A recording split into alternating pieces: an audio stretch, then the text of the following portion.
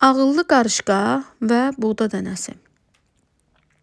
İsti bir yay günü idi. Balaca bir qarışqa özündən 2 dəfə böyük olan bir buğda dənəsini yuvasına aparmağa çalışırdı. Buğda dənəsi çox ağır idi.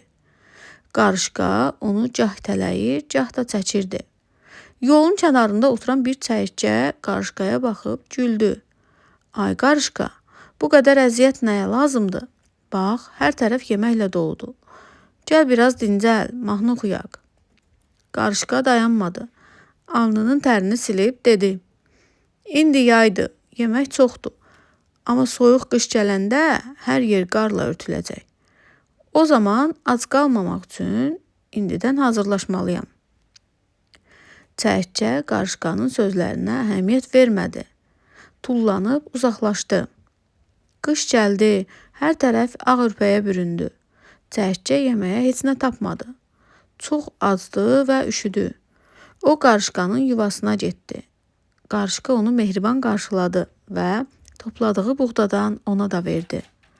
Çəyirtkə etdiyi hərəkətdən utandı və başa düşdü ki, vaxtında zəhmət çəkmək lazımdır.